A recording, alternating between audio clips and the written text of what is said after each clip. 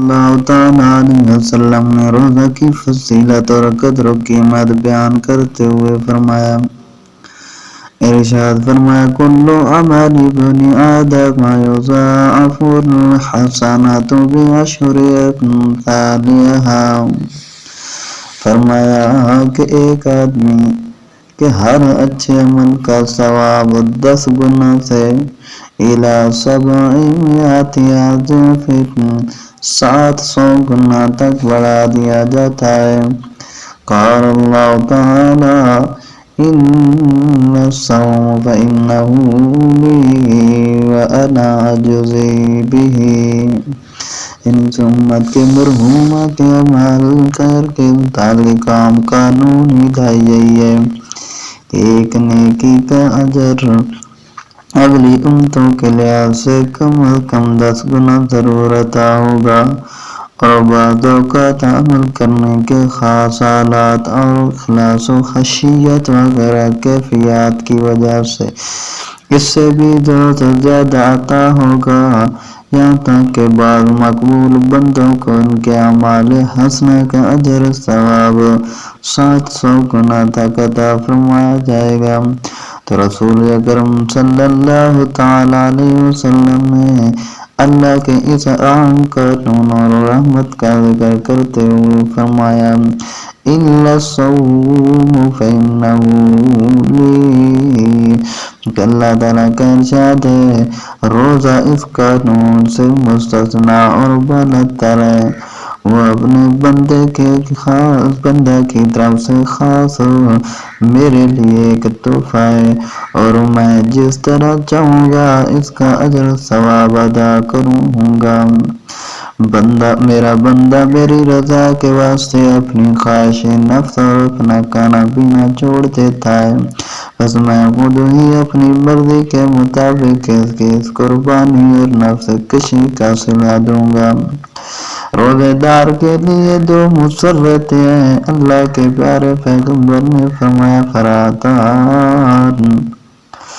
جو بندہ جو روزے رکھتا ہے 2 فرحتیں مسرتیں خوشیاں ہیں اس بندے کے لیے، فرحت عند فطرہ، ایک اس کی فرحت اور مسرت اور خوشی روزے کے افطار کے وقت ہوتی ہے، وفرحت عند لقاء ربہ، اور دوسری خوشی اور مسرت اپنے مالک اور مولا کی برگاہ میں حضوری اور شرف یابی کے وقت ہوگی۔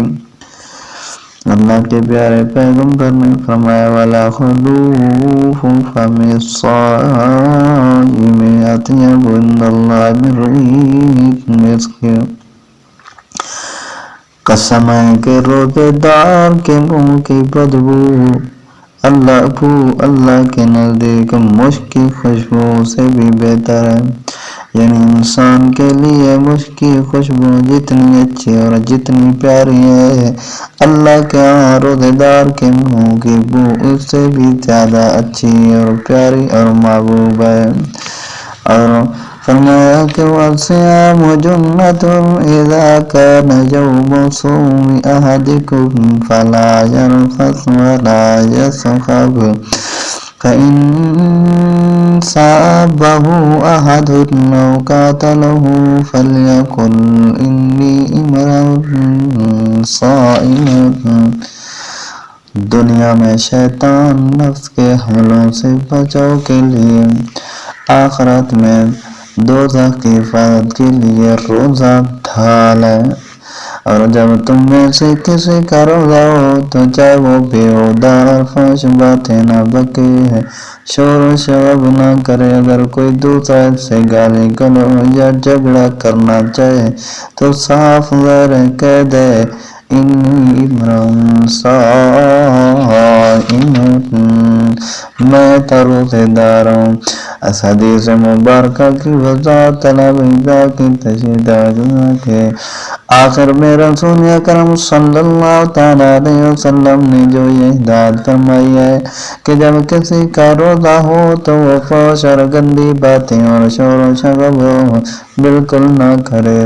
مگر بالفرض کوئی دوسرا اسے الجھے گالیاں بکے،